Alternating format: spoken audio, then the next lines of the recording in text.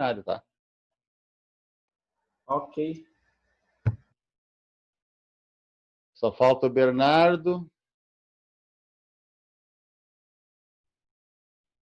Tá, o Bernardo não tem webcam, mas vai ter que comprar uma, então, né? Galera, vamos lá. Boa noite a todos. Hoje, como nós já havíamos conversado há 3 semanas atrás, nós teríamos uma aula especialíssima, tá? E, inclusive, acredito que vocês, engenheiros mecânicos da IMED, são privilegiados, porque é muito difícil conseguir que especialistas, não é, que trabalham no dia a dia da fundição, venham até vocês. Geralmente, nós conseguimos esse tipo de informação, né, esse tipo de aproximação com visita técnica, e muitas vezes não é possível. Eu falo isso para vocês com a experiência de um professor que realiza, quando no normal, no mínimo 8, 10 visitas técnicas anuais. Tá? Não são fáceis. Certo? Nós temos a sorte de termos alguns relacionamentos. Esse ano nós estamos realizando a 6ª conferência de forma específica, especial e exclusiva aos nossos alunos. E vocês hoje vão ser brindados com o Marcelo, que é o gerente da fundição da Kuhn, uma das maiores empresas de implementos agrícolas do mundo, com presença aqui em Passo Fundo, no Rio Grande do Sul, no Paraná, se não me engano, na França. O Marcelo depois pode me corrigir, não é? Então, peço a vocês que aproveitem bastante, tá? Absorvam esse momento aí. Vocês podem acreditar que é único, e até mesmo porque a fundição é um nicho de mercado importante para o engenheiro mecânico, né? Existem dezenas e dezenas de nichos de mercados legais, mas a fundição é um dos mais importantes, não é? Passo, então, o comando ao nosso amigo convidado, Marcelo, para que tome conta da sala de aula, não é, Marcelo? Seja muito bem-vindo e, desde já, agradecemos a tua presença, não é? Que torna todos nós privilegiados essa noite. Eu aqui agradeço o convite, de verdade. Há algum tempo a gente tem contato com a IMED, né? Buscando avançar também. A gente foi muito feliz até por poder participar do doutorado do professor, né? Que eu acho que é um passo bem importante. Mas, enfim, todo mundo está me ouvindo bem aí? Sim. Show de bola. Então, o meu nome é Marcelo Fener, eu tenho 33 anos, né, dos quais há 15 anos eu estou desde o... Não é do princípio que eu trabalhei um pouco, eu desenvolvi atividades profissionais, vamos dizer assim, desde os 14. Mas, como atividade profissional, eu comecei a trabalhar com carteira assinada, vamos dizer assim, fica mais formal, com 17 anos. E aos 18, nessa fronteira entre 17 e 18 anos, foi que eu comecei a integrar o corpo profissional da Kuhn do Brasil. Rapidamente, eu vou passar um vídeo que vai ser mais explicativo do que eu contando, mas assim, nós tínhamos a Metasa em Passo Fundo, que ela era uma divisão agrícola, né, de uma matriz que na verdade ficava em Marau, e a qual existe até hoje, que se ocupa da parte de estruturas metálicas, né? Então, aqui em Passo Fundo tínhamos a divisão agrícola, né, onde realmente se fabricava o implemento, a máquina agrícola propriamente dita. E a Metasa, para vocês entenderem, no ano de 2003, de 98 a 2013, ela vinha crescendo 100% ao ano. Certo? Chegou a um ponto que ela não tinha mais condições de continuar sozinha. E a Kuhn, uma multinacional francesa, aí que vocês vão ver depois, ela está completando 192 anos de história, né? 192 anos da fundação da Kuhn. Ela também procurava um parceiro, um primeiro parceiro na América do Sul. E aí, como a gente diz no gauchismo, aí acabou juntando a fome com a vontade de comer. porque a Metasa era uma empresa consolidada no mercado agrícola brasileiro, bem brasileiro, mas exportava um pouco também. E evidente, assim, ó, no ano de 2004 fechou-se a parceria. Então, no ano de 2004, passou-se a chamar, no caso, por uma questão de contrato, durante 5 anos, com Metasa, né? Porque o que acontece? A Metasa era consolidada, era uma máquina que representava muito bem as cores azul e branca, né? As cores azul e branco, e a Kuhn não, né? A Kuhn já vinha com uma outra ideia, a Kuhn é o vermelho e o branco, né? A gente deixa de ser gremista e passa a ser internacional, mesmo contra a vontade. E Então, tinha esse contrato, quando você tem uma marca consolidada, você vai vagarosamente inserindo tanto que assim, ó, eu no meu ponto de vista, no meu humilde ponto de vista, até hoje se trabalha difundindo o nome ainda. Para você difundir uma marca, às vezes leva muito tempo, tá? Tem que ter um trabalho muito forte. Se tomou medidas há uns 6 anos atrás e isso vem se fortalecendo cada dia mais, né? Quando a gente diz assim, a Kuhn é número 1 no mundo, tem que tomar muito cuidado pelo seguinte: a Kuhn não fabrica o trator e a colheitadeira, que são equipamentos que têm um valor agregado muito grande. Aí, se vocês me disserem assim, tá, mas se a gente pegar em termos de faturamento, evidente que a John Deere está na frente, evidente que você vai ter uma GCO na frente, tá? Agora, por que número 1? Porque a Kuhn, no mundo, ela tem a mais completa linha de plantio. Tem equipamento para a coisa mais absurda que vocês puderem imaginar. Tá? Então, ela faz toda a parte do feno, a parte de alimentação animal. É fantástica a linha. Então, a número 1, porque ela tem a linha mais completa. Nenhuma outra marca tem equipamentos destinados a todo tipo de cultivo. E esse é um diferencial. Uma outra questão importante também é a Kuhn tem uma fundição, já tinha uma fundição, o Grupo Kuhn, é uma fundição que fica em Saverne, na França, na região da Alsácia, fronteira com a Alemanha, e a Metasa também tinha fundição, né? Inicialmente, nós continuamos apenas fazendo peças para implementos montados no Brasil, mas não tinha exportação. Mas no ano de 2008, a gente começou a fazer alguns protótipos, né? Porque vai entrar bem no contexto do que a gente vai falar e porque o professor Rudimar disse assim, ó, é muito difícil de encontrar pessoas que falem nessa área. Só para compartilhar com vocês, eu sempre puxei muito para o lado de vamos aprimorar o nosso segmento, a gente precisa formar pessoas, a gente tem que tornar o nosso segmento de fundição mais técnico, porque quando eu entrei em 2005 nesse ramo, a dependência era muito grande da experiência das pessoas que trabalhavam com isso. Tá? A questão do conhecimento técnico sobre a metalurgia na fundição era escasso pra caramba. Tá? Eu posso dizer isso porque eu tenho uma pessoa que está se aposentando da atividade nesse ano, o professor Rudimar conhece, que era o gerente, ainda é o gerente atual até o final do ano da fundição, que é o Dario, e essa pessoa ele tem 46 anos de experiência nessa atividade de fundição. Tá? Viveu diversas fases. Muita coisa que a gente vai falar aqui ele viu acontecer em frente aos olhos dele. Então,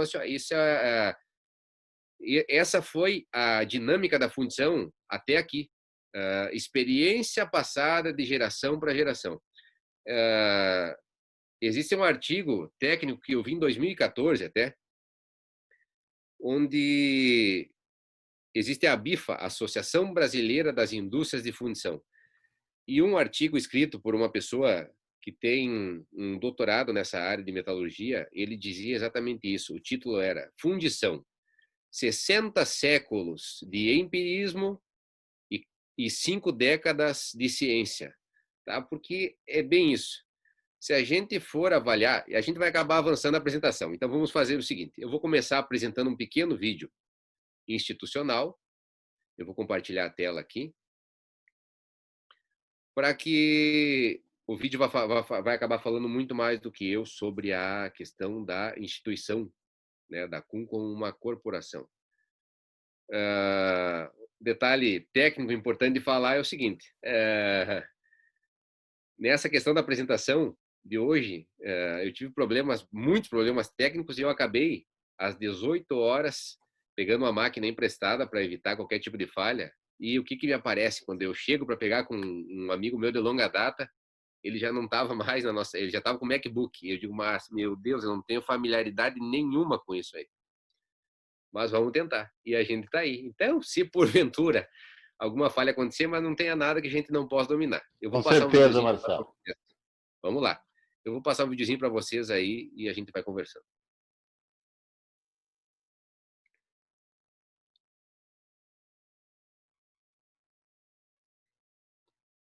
Tem que ver aquele detalhe do som, eu acho, Marcelo. Quando Não está saindo você... som? É. Vamos ver. No lado esquerdo do compartilhamento, no share screen, tem um botão que libera o som. Certo. Não vai ter muito problema, porque não é muito importante o som, viu? Não tem Tá, áudio. Tá tá. legal.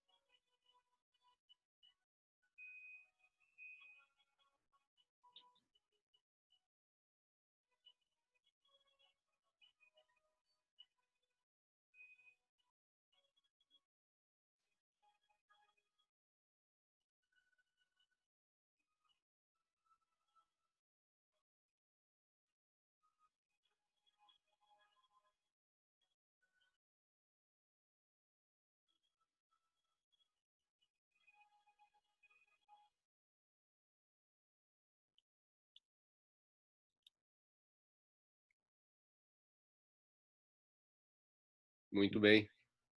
Esse é um pequeno vídeo institucional. Eu espero que cada um tenha imaginado uma música daquelas impactantes que tem ao fundo dos vídeos. Estava E bem aí, legal, muitos equipamentos. é, por isso, então, isso é autoexplicativo, acredito, porque realmente ela tem uma gama de uma linha completa realmente para essa linha de plantio. O próprio Grupo Kuhn, ele é parte de uma holding suíça que chama Bucher. Esse grupo tem 251 anos, então ele é concorrente de idade aí com grupos imensos aí como o Saint-Gobain.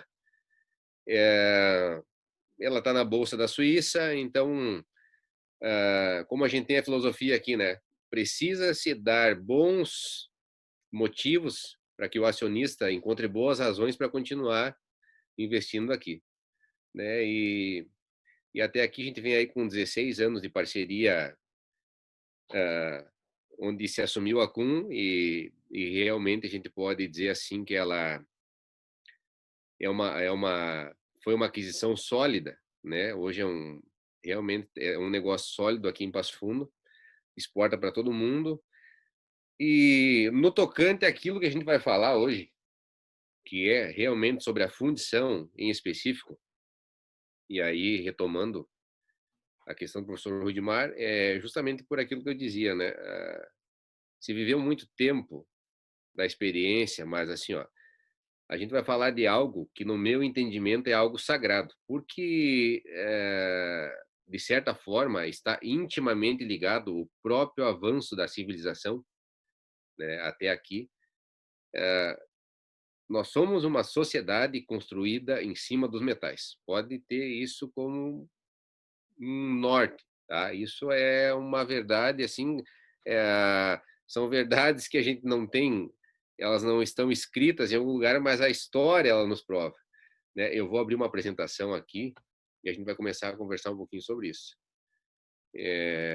Vou só subir aqui no início e nós vamos reproduzir do início. Vamos lá. Eu acho que para vocês está aparecendo certinho, né? Está aparecendo bem, Marcelo. Está ótimo. Ok. Então, como título, Processo de Fundição, como nasce uma peça fundida? Justamente para começar essa conversa, né, acho importante justamente que a gente possa falar um pouquinho sobre aonde é o ponto de partida dessa história que a gente vai falar agora, né?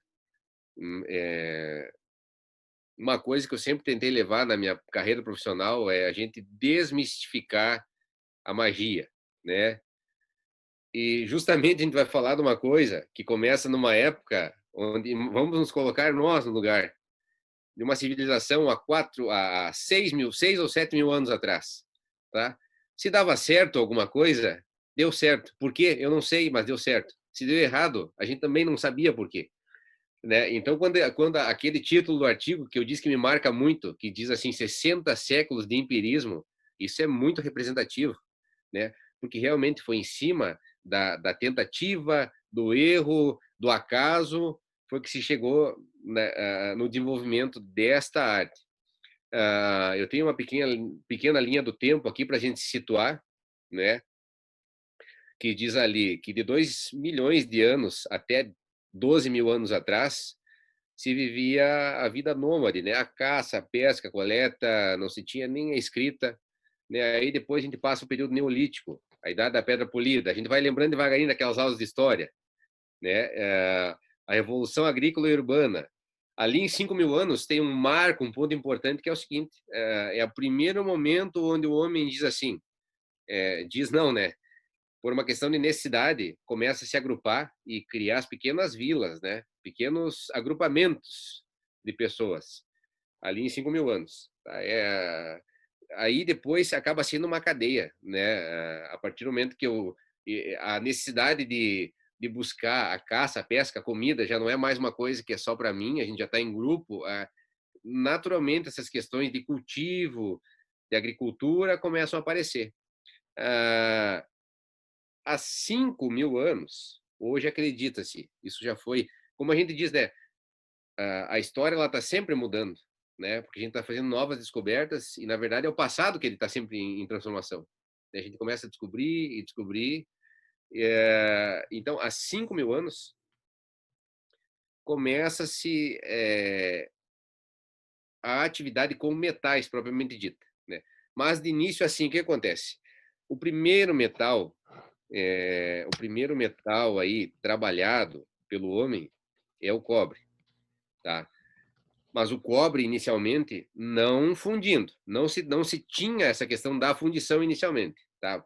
O que tu fazia? Tu encontrava a matéria-prima, o cobre, vamos dizer assim, e aí tu martelava o cobre, tu dava forma dele, dava formas nele realmente através de um esforço mecânico, né? Evidente, uma deformação mecânica, né? Batia no cobre, como ele é um metal extremamente maleável, você conseguia dar formas para isso. E a partir daí, imaginar, em cima da necessidade que se tinha, o que se podia fazer.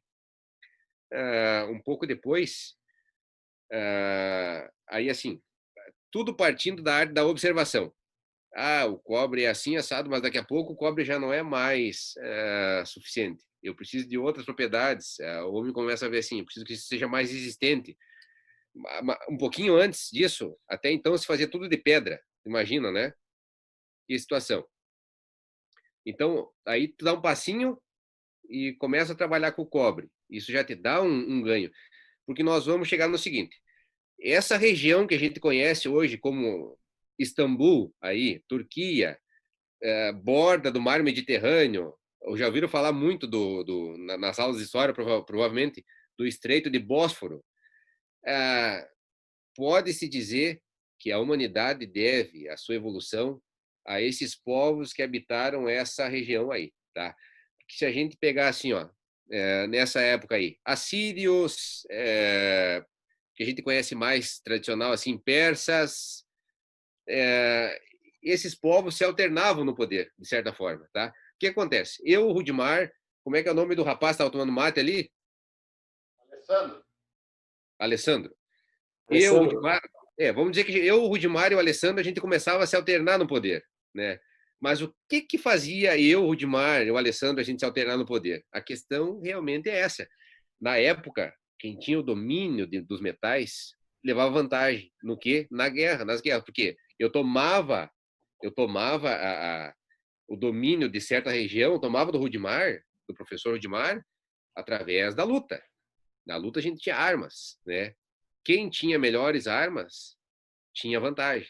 Então, nesse período, principalmente, quem dominava a arte dos metais tinha vantagem nesse sentido da guerra, porque tinha ferramentas melhores. Aí tem uma outra questão também. O professor Rudimar e o Alessandro, temos uma cultura do nosso povo. A partir do momento que eu saio da minha região, conquisto outra região, eu levo um pouco da cultura e da arte e de tudo aquilo que se faz na minha região. Então, o que acontece? Por isso que a gente for hoje até, eu tive um colega turco, eu trabalhei um ano nessa nossa matriz francesa na fundição, lá em Saver. E eu tinha um colega turco e a gente conversava bastante sobre isso. E era um lugar que pouco explorado por nós aqui, principalmente, mas que é muito curioso porque é muito diverso. Istambul hoje deve ser se conhece como uma cidade global. E, se não me engano, é a quarta maior capital do mundo. E a diversidade de povos, de culturas, como a gente aqui no Brasil. Se a gente vai para cima aí, vai a São Paulo, uma cidade maior, a gente já vê assim como existe diversidade, né? São muitos povos. E nessa região aí, desde essa época, é muito em questão disso, dessa colonização, vamos dizer assim, alternada. Persas contribuíram de uma forma, assírios de outra, e N povos. Tem N povos aí até o ano 300 depois de Cristo, aí a gente vem com uma diversidade muito grande de colonização dessa região. E cada um contribuindo com essa questão de trazer os seus conhecimentos, principalmente a parte da ciência. Dos metais, aí é que está a grande questão. Com o passar do tempo, numa tentativa de misturar outros elementos nessa coisa da experimentação, essa, por acidente, acabou se misturando o estanho ao cobre. E aí começa a famosa Idade do Bronze. Né? O bronze já com outras características, né? Um pouquinho depois. E aí, no ano de 1300, portanto, no ano de 1300 a.C., portanto, há 3.300 anos atrás, a gente tem realmente o relato do primeiro utensílio de ferro fundido. Tá? Se eu não estou enganado, era lá o sarcófago do Tutankhamon, onde tinha um punhal de ferro fundido, dessa época. É o artigo histórico que tem conhecimento mais antigo, né? Então, 3.300 anos atrás. Então, vocês têm cá para nós, assim, realmente, embora pareça uma coisa extremamente antiga, é jovem, a fundição é jovem. E a gente depois, se for falar dos materiais que se trabalha hoje, são muito mais jovens ainda, porque a gente vai falar de materiais. Hoje a CUM, por exemplo, 95% de tudo que a fundição da CUM fabrica, e isso data de 1948, 1950 aí. Tá? Então, é tudo muito jovem, tá tudo muito quente ainda, né? Tudo muito em descoberta, mas se avançou muito nos últimos anos, como em todas as áreas, né? Mas a área de materiais realmente ela avançou muito e é uma ferramenta para todas as áreas hoje, né? O materiais, ele está na medicina, ele está na engenharia, ele está na arquitetura, ele está no campo, ele está na odontologia, né? Eu me recordo até do dentista, de estar conversando com um dentista um tempo atrás, e ele me contar até a questão do avanço do fio de níquel hoje que se usa no aparelho dental. Segundo a história, um dentista nos Estados Unidos, a sua esposa trabalhava na NASA, e um dia comentando alguma coisa dos materiais que se usa muito em veículos espaciais, de materiais termossensíveis. E aí é que o níquel entra muito bem nisso, e ele disse, mas opa, me fala mais sobre isso. E aí começou o emprego desse material, hoje que encurtou a vida. Antigamente se falava em colocar aparelho aí e ficar 5 anos, né, para fazer um tratamento. O primeiro avanço foi esse, do fio de níquel, porque esse diminui pela metade, porque se você vai lá e toma o teu chimarrão, ele tem uma dilatação muito maior. A partir do momento que tu tomou um líquido gelado aí, ele tem uma contração muito melhor. Então, é muito adaptável. Então, assim, ó, é só um exemplo, mas dizer assim, os materiais hoje, essa questão que a gente está falando dos metais, isso aí está hoje presente em todas as áreas, tá? E traz avanços aí hoje na área ortopédica, que se a gente for imaginar, área de prótese, olha, é infindável. Então, tudo isso que a gente está falando, esse princípio aí, veio a culminar nessa história hoje. Ali no final, por volta de 5.000 anos atrás, quando tem a Idade do Bronze, começa a se ter uma vantagem. Como surge a escrita, você começa a ter registros de tudo isso. Então, é muito mais fácil de saber um pouco da história desse período, do início da descoberta do ferro fundido. Porque mesmo que a gente tenha a descoberta do ferro fundido há 3.300 anos atrás, eu pergunto para vocês assim, ó, nessa época, como é que eu faço para chegar a 1.500 graus de temperatura? Que é uma temperatura, 1.400 graus, uma temperatura de fusão do ferro fundido. Então, assim, é evidente, e isso fez com que se trabalhasse no início, e primeiramente com metais de baixo ponto de fusão, né? E por isso de trabalhar primeiramente com o cobre, mas mesmo a fundição do cobre e do estanho, ela começa muito depois de eu primeiro começar a martelar isso aí, como a própria questão o instrumento aquele conhecido, a figura, eu até não botei uma figura aqui, poderia ter colocado a bigorna, né? Isso foi um instrumento permanente aí na história da evolução. Então a gente parte desse princípio aí. Nesse cenário, então, a gente sai desse cenário de que, primeiro, começa a trabalhar com cobre há 5.000 anos, há 3.000 anos bronze, e há 3.300 anos atrás, então, aparece o dito ferro fundido. Nesse cenário, então, importante para a guerra, importante para ferramentas, para o trabalho, importante para a agricultura de subsistência, né? O desenvolvimento de ferramentas com materiais cada vez mais resistentes. Aí é que tá. Aí a gente pensa assim, o cara estava com cobre lá, dominava, mas aí o cara que se aventurou E às vezes ele até pegou um escravo de um outro povo que detinha um pouquinho de conhecimento e vamos experimentar fazer uma mistura aqui. Vamos colocar um estanho. E aí esse cara, opa, eu dei um up aqui nas minhas armas de guerra. Vamos testar isso aí. Então já levava vantagem, né? Aí posteriormente vem o ferro fundido. Para você ter uma ideia, o ferro fundido nessa época aí, um pouquinho depois, ele chegou a valer muito mais do que o ouro hoje. Muito mais do que o ouro. Foi muito mais valorizado do que o ouro, né? Justamente porque no início não se pensava tanto nessa questão assim, eu posso usar como ciência o material assim, assim. Não, primeira coisa é guerra e conquista, domínio. Aí, rapidamente, assim, pincelando, gente, vamos pensar de uma forma lógica. Tem um episódio da história onde se tinha as guerras de pilhagem. O que é a guerra de pilhagem? É popularmente conhecido como saquear algum lugar. Saquear um povo, saquear uma cidade. O que a gente viu agora aqui na região, quando tombou um caminhão de milho, é que o pessoal foi lá e já tirar proveito da carga. Então, assim, isso existia. No passado, era isso aí. A tônica era essa. Nessas guerras de pilhagem, tem uma muito famosa dos persas, onde o povo foi tão saqueado e eles se apoderaram de tantos camelos que sobrou camelo até para repassar para o escravo daquele império. O que acontece com isso? Muito simples, né? Devagar, o que o escravo olha e diz, opa, agora eu tenho uma propriedade aqui. Daqui a pouco eu posso trocar isso por... um outro detalhe importante. Nesse momento era tudo na base de troca ainda, né? Não existia moeda, certo? Não existia moeda. Aí daqui a pouco o cara vê, opa, eu tenho um bem aqui. Devagar, nesse episódio aí, esse episódio é a marca do início dessa classe média que a gente fala hoje, tá? Da classe média, essa que a gente diz hoje aí. Mas aí surge justamente pela possibilidade de fazer isso a moeda. Primeiro dinheiro, vamos dizer assim. E ela passa a ser o balizador de negociação, né? Através de um metal, a gente começa a balizar as trocas, não é? Agora não é mais assim, o Rudimar tem aqueles negócio de louco, né? Troca uma carroça, uma panela de pressão por um Fusca. Era mais ou menos por aí o princípio dos negócios. E aí, então, surge a moeda aí, mais ou menos em 2.900 anos atrás.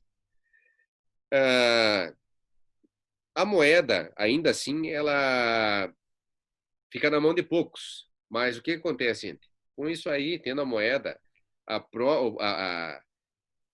própria terra, que antes era o dono, era porque era do império, ou porque era da parte da igreja, ou porque era dos deuses, tarará. Isso o cara começa a ver assim, não, eu também posso adquirir um pedaço de terra aí. Então, assim, as grandes revoluções acontecem nesse período e realmente assim, em cima dos metais, em cima da possibilidade que os metais ofereceram. Isso para contextualizar um pouco da importância que é essa atividade simples que a gente desenvolve ali. Inclusive, assim, é importante dizer, tudo que eu aprendi da fundição também foi na base da troca de experiências, dessa passagem de geração em geração, e por ter, hoje em dia, já ter a possibilidade de participar de seminários e tudo mais. Porque assim, a nossa região, embora tenha se tornado bastante metal mecânica, hoje temos a CUM, temos a Star ali em Carazinho, temos a Semiata aqui em Passo Fundo também, e são fundições, tem ali em Erechim, a Cercena, tem muita fundição aqui, Selba tem fundição, Ibirubá tem fundição, e dessa forma eu enxergo assim, a nossa região, ela não é evidente que provavelmente a IMED, as universidades da nossa cidade aqui devem fazer uma pesquisa de campo, como qualquer um de nós faria, e talvez não tenha se chegado à conclusão ainda que existe demanda para se criar uma engenharia metalúrgica daqui a pouco, porque realmente este conhecimento, principalmente na nossa região, e para mim se tornou muito forte nesses últimos anos aqui, já começa a carecer muito de avanço nessa área de formação. Então, assim, eu posso dizer por experiência própria, muito do que eu aprendi eu tive que buscar. Busquei, eu tinha material daqui, tinha material de lá, porque lá na França, por exemplo, já é muito diferente. Inclusive, os fundidores são muito mais organizados. Anualmente, existe um evento que se chama Casting Clinic, que é realmente um seminário dos fundidores, onde vai se discutir as dificuldades, indiferente se eu sou Kuhn ou Stara. Até eu posso dizer assim, ó, a Kuhn e a Stara são duas concorrentes do mercado agrícola, óbvio, mas eu posso dizer para vocês assim, de propriedade, na fundição nunca existiu isso. Eu tenho uma boa relação com o pessoal da fundição da Stara, entre fundidores a gente mantém uma boa comunicação, troca experiência, todo mundo ganha com isso, né? Embora os produtos sejam concorrentes, o nosso mercado a gente tem que se abraçar, né? Se a gente tivesse essa questão da sinergia aí muito mais forte, inclusive em outros segmentos, a gente ia muito mais para frente. Por que não pode, por exemplo, a gente pegar e fazer um comitê aqui das fundições da região e comprar toda a matéria-prima para barganhar valor aí, comprar junto? A gente aumenta o volume, baixa o preço, né? Então tem muita coisa para avançar. Então eu vi assim, ó, e lá na Europa já me deu a impressão muito mais acentuada disso, o pessoal realmente se une, conversa sobre problemas, sobre desafios futuros, indiferente, porque às vezes assim, ó, entre fundições a gente nem trabalha no mesmo segmento, o meu é agrícola, o do cara é automotivo, então por que não unir forças, né? Discutir dificuldades. Para vocês terem uma ideia, no ano de 2018 a gente fez começou a juntar um pequeno grupo de pessoas de fundição aqui no auditório, na empresa até, e veio um senhor que fez toda a graduação na Alemanha, veio falar sobre inoculação no ferro fundido. É num tema X lá. Em determinado momento, no final, eu perguntei quem aqui tem formação da área metalúrgica. A gente tinha um técnico em fundição, num grupo de 45 pessoas. E tinha ali 14 diferentes empresas reunidas. Então, eu digo assim, ó, é uma lacuna gigantesca. E eu fico muito feliz de estar aqui hoje falando com uma turma de engenharia para despertar esse interesse nessa área, tá? Despertar o interesse da fundição, da metalurgia. Evidente, gente, a área de projeto é muito interessante. A gente teve o advento da máquina laser, depois eu vou mostrar um pequeno trabalho da Kuhn nesse sentido. Eu já estou me arrastando bastante, hein? O tempo vai. É importante salientar também que se a gente for falar de fundição de forma minuciosa, a gente pode programar aí 4 semestres de aula. E uma vida inteira para estudar ou a metalurgia, ou a parte da areia, ou a parte da marcharia. Depois a gente vai ver tudo o que é isso. Mas assim, ó, é fundamental a gente ter a aproximação da engenharia dessa atividade, porque vai trazer um ganho gigantesco, tá? Marcelo, só um pouquinho, nessa eu não vou poder ficar quieto, né? Areia mais um ano vai estar tudo resolvido, fica tranquilo. Opa! O professor Rudimar fez um trabalho forte aí em cima da questão do... na verdade é o seguinte, existe uma demanda, gente, vai acontecer, isso vai ser uma tônica do futuro também, que é vir no próprio vídeo institucional da Kuhn, a questão do meio ambiente, né? E a fundição, embora tenha avançado muito na sua matéria-prima de base, ela ainda gera uma quantidade de resíduos considerável aí. E que em algumas outras regiões já se tem mais facilidade, já se tem aplicação. E aqui na nossa região tem muito estudo avançado, como o do professor Rudimar. Aí a gente muitas vezes esbarra também em questões políticas, meramente políticas, embora você tenha toda a parte técnica desenvolvida, aprovada, e isso vai chegar um momento que a necessidade de tratar esse problema vai se sobrepor a qualquer outro fator que seja impedimento hoje para isso avançar. Então, o professor Rudimar fez aí um trabalho justamente no aproveitamento do resíduo de fundição. Mas vamos lá, vamos avançar. Eu trago aqui num segundo slide alguns dados atuais do consumo de ferro e aço mundial e colocando o Brasil nesse cenário. Então, nós temos uma capacidade mundial aí de produção de metais da ordem de 100 milhões de toneladas ano, tá? Aproximadamente 82% de ferro fundido e 9% de aço. Nesse quadro, já é importante colocar assim, ó, o Brasil ele serve como uma boa amostragem do consumo de metais mundial, porque aqui no Brasil é muito similar essa questão de quanto de ferro fundido é no Brasil. É por aí também, a casa de 80% e o aço na casa de 8 a 10%. Tá? O Brasil ele participa muito pouco ainda. Tá? Eu tinha um documento de 2008 que fazia uma projeção para 2020 que o Brasil tivesse 5,6 a 6 milhões de toneladas disponíveis de produção. A gente está entre 4 e 4,5. Então, assim, ó, mostra assim, claro, a gente teve crises econômicas aí desses últimos 12 anos, que às vezes atrasam um pouco investimentos. Para mim aumentar a capacidade também, eu tenho que investir em modernização. A gente passou de uma fase onde era tudo muito manual. A própria fundição da Kuhn hoje, eu não posso dizer que ela é nem mecanizada, ela é semi-mecanizada, né? A gente tem fundições de primeiro mundo aí totalmente automatizadas. É isso que no final começa a diferenciar. Exato, exatamente. Tem uma pequena distribuição por regiões aqui.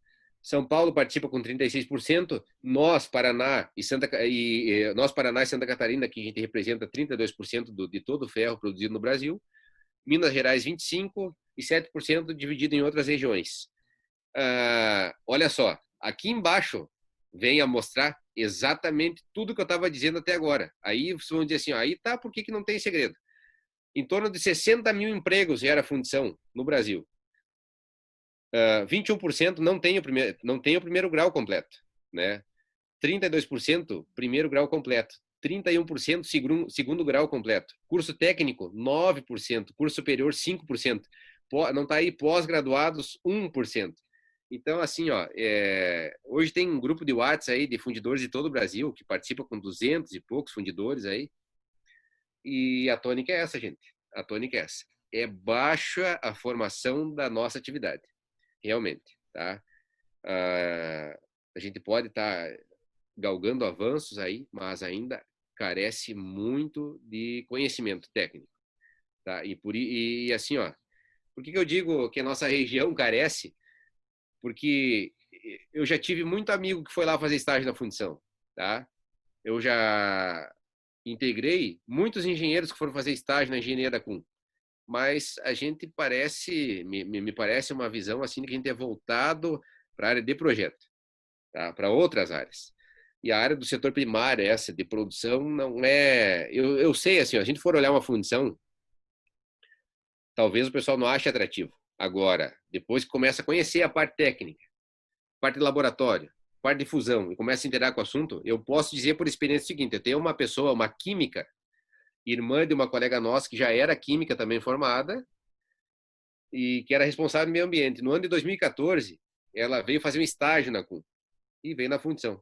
Precisava fazer estágio para concluir a graduação, e se apaixonou pela atividade. Resultado, hoje eu tenho uma química no laboratório, pós-graduada em metalurgia. Aí eu digo para vocês, para a própria questão de um gerenciamento, o laboratório é uma parte que tu já fica com a tua cabeça tranquila. Tá? Uma pessoa com esse gabarito, com esse grau de formação, e nós temos uma tônica na fundição da Kuhn, que é o seguinte, o laboratório é soberano. O laboratório é que libera a produção. Não é o chefe do setor lá que diz assim, a composição hoje não ficou lá como tinha que estar, então vou matar no peito, vou vazar isso porque eu sei que dá. Não, o laboratório é que determina. Vai fazer a correção que tem que fazer e depois vai seguir o processo. Então, isso traz um ganho muito grande, né? Porque a gente ouve falar muito do tal do controle de qualidade. Controle de qualidade daquilo que está refugado e está morto não adianta mais, né? Tem que ter controle de processo. Quem controla processo, né? Quem controla, a gente ouve muito controle de qualidade, controle de qualidade. E controle de qualidade das empresas, ele vive correndo atrás de refugo. Por que perdeu? Mas daí não adianta, né? Daí já perdeu. Então, controle de processo. Se a gente tem isso delineado, já é um baita ponto de partida. Bom, então aqui estão alguns dados que apresentam o cenário da fundição, do cenário do metal, praticamente, a nível mundial e no Brasil. Vamos seguindo aqui. Definição de metalurgia. Tá? Desculpa interrompê-lo ali. Certo. Em Volta Redonda, lá no Rio de Janeiro, não certo. seria uma das maiores também? Tu diz de aço, né? Distribuidor ali por região, no caso. Isso. Mas talvez quando tu pegue por região de participação, o Rio de Janeiro também é fortíssimo na metalurgia. Mas talvez aqui ele ainda, em volume, fique dentro dos 7%. Eu vou contar um caso para vocês. Por que disso? Mas só um pouquinho, William, tu está falando de açaria, de fabricação de aço e ferro. Tá? É diferente da função de peça, entendeu, William? Não, mas aqui... Não, é que daí tem por distribuição, né, por região ali, isso que eu... mas aqui vem a calhar, ele está correto. Agora, tu quer ver só para a gente ter uma ideia do quando a gente fala de proporção, como é que é ingrato isso aí? existe uma empresa no Brasil, em Santa Catarina, Joinville, que chama-se Tupi. A Tupi, assim, ela é pioneira da fundição no Brasil, praticamente, tá? Do porte dela, assim, ela é pioneira. Ela chegou a ter uma escola de formação de engenheiros metalúrgicos, a mais conhecida do Brasil. Claro, a gente pega a região de Minas Gerais, aí é tomada pela metalurgia. Tem muita formação, tem muita escola boa, tem Itaúna é uma região assim fortíssima aí. Agora, quando a gente pega essa Tupi de Santa Catarina, estão vendo ali que está dizendo assim, capacidade do Brasil de 4 a 4,5 milhões de toneladas por ano de produção. Agora, só um dado. A Tupi, ela tem uma capacidade anual de 1 milhão de toneladas de metal, ou seja, 25% da produção de ferro fundido do Brasil se faz em uma única instituição, em Santa Catarina. Então, quando a gente pega assim, proporção, é fora do ar essa questão da divisão por regiões. Uma outra questão também que a gente pode colocar como uma mineradora é a Vale, né? A Vale é uma das maiores mineradoras do mundo. Ela bate de frente aí hoje com a Índia. A Índia tem uma capacidade grande também, tem empresas grandes, mas a Vale é gigantesca.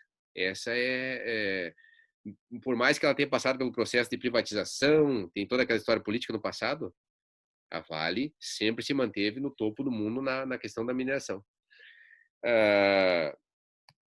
Então, aqui, onde eu dizia a questão da metalurgia. Agora até me ocorreu aqui de curioso. Pessoal, não, é muito difícil dizer assim um de cada vez numa aula virtual, mas assim, digam aí rapidamente, 3, 4, 5 a área de atuação de vocês aí. Metal mecânica. Metal mecânica. Qual é que é a tua área exatamente dentro da metal mecânica? Eu trabalho, a empresa que eu trabalho faz implementos, parte agrícola e parte rodoviária. Perfeito. Componentes, no caso. Perfeito. Outro aí? Metal mecânica também. Metal mecânica também. Implemento agrícola? Não, estrutura metálica. Estrutura metálica. Perfeito.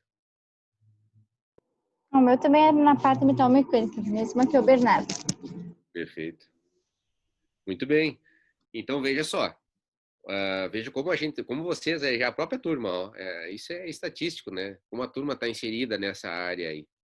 E quanto tem para avançar aí dentro, quanta oportunidade tem. Aí que eu digo assim, ó, por exemplo, entrei em 2005 na fundição e tinha uma pessoa dentro da fundição com o 2º grau. E era o gerente. Eu fui a segunda. Então, veja assim, ó, se hoje é carente, hoje, na verdade, todo o corpo técnico tem curso técnico mecânica, pelo menos, né? E em determinadas áreas tem o curso superior. Então, é evidente isso. Gente, formação dentro de uma empresa é resultado. Formação é lucro. E investir em formação, isso que traz rentabilidade. Não adianta. A partir do momento que você tem um corpo técnico melhor formado, você consegue resultados melhores também. As perdas são menores, os avanços são maiores, e é isso. E essa nossa área metal mecânica, onde vocês estão inseridos aí, é uma área que tem oportunidades aí. Vocês vivem o dia a dia da indústria aí, sabe muito bem. Então, aqui voltando ao conceito, diz aí o conceito da metalurgia. Ele é bem amplo, né? Sei que no finalzinho do parágrafo ele vai falar na fundição. Aí, quando a gente pega fundição, muito simples. A arte e a ciência de dar forma aos metais. É isso, tá? Porque quantos anos de arte a gente tem e quantos anos de ciência tem? Né? Tem muito mais anos de arte aí, fazendo de forma artística mesmo, passando de geração para geração, para chegar onde a gente está hoje.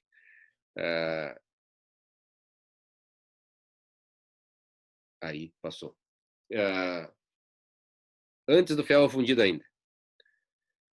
O ferro é extraído de minérios como a hematita, por exemplo, né? Aproximadamente, isso é aproximado, 2,4 bilhões de anos, os oceanos que a gente tem tinham uma quantidade de oxigênio muito menor do que é encontrada hoje, tá? E os grandes depósitos de ferro, da hematita, perdão, os grandes depósitos de minério que nós tínhamos eram no fundo dos oceanos, tá? Com o passar do tempo, esse oxigênio começa a reagir com esse metal, tá? Com esse minério. E começa a precipitar. E aí surgem talvez essa imagem alguém já tenha visto em algum lugar aí, tá? Mas é muito comum. Porque a gente vê essa zona vermelha ali, onde a gente vê essa zona vermelha aqui, é a hematita, tá? Esse que é o minério primário extraído, vamos dizer assim, tá? A gente tem aí, seria como se as rochas tivessem ferro com óxidos. Basicamente é isso. O que até assim um dado, a gente está vendo aí que a hematita tem uma coloração vermelha. Por que Marte tem essa denominação do planeta vermelho? Justamente por isso. Porque na noite, no caso de Marte, quando não iluminado pelo Sol, você vai ter essa imagem aí de um planeta avermelhado.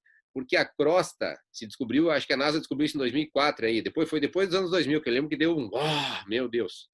Se descobriu, conseguiu-se dados de que a superfície de Marte, a crosta, era formada pela hematita. Então a gente já sabe que Marte tem uma riqueza mineral muito grande, né, a ser explorada. Mas o que acontece? Essa questão do óxido reagir com o mineral no fundo do oceano formou isso que se chama de bandas ferríferas. Banda, como a gente vê aí, dividida em camadas, como está nessa imagem da esquerda. Este é o minério primário extraído, aí para levar para o alto forno, para daí se começar a fabricar o minério. Eu não sei se o pessoal já ouviu falar em ferro gusa. Tá? O ferro gusa é um ferro que ele é produzido em alto forno. Você vai elevar a temperaturas determinadas para que você possa remover, fazer com que as impurezas desse material se precipitem e você consiga ficar só com o minério. Tá? O ferro gusa, em alguns processos, ele é a fonte base para a produção do ferro fundido e do aço. Tá? Bom, da parte porque assim, veja só, a gente praticamente está no início da conversa aí, são 8h30, então eu vou avançar para a parte de dizer para você assim, vamos pegar uma fundição. Como é que acontece um processo de uma fundição dentro de uma empresa? Então, vamos partir de um princípio básico aqui. Primeira fase, o projeto da peça. Tá? A gente está vendo um suporte, um disco de corte. A engenharia faz todo o projeto da peça. Tá? Mas o que acontece, gente? O engenheiro ele vai projetar o componente em medidas finais já, certo? Medidas finais que ele precisa.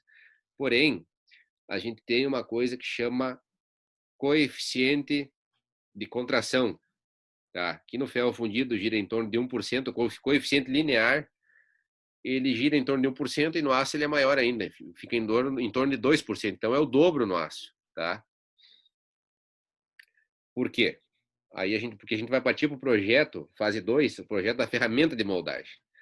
O que essa ferramenta de moldagem tem em relação a isso aqui?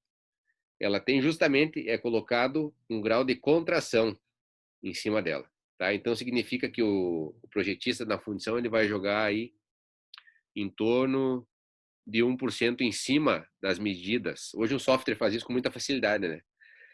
Você vai parametrizar ele vai jogar 1% em cima das medidas do projeto inicial. E aí ele vai ter um modelo da fundição. Porque eu vou vazar esse modelo numa temperatura X e depois esse material vai ter uma contração na solidificação.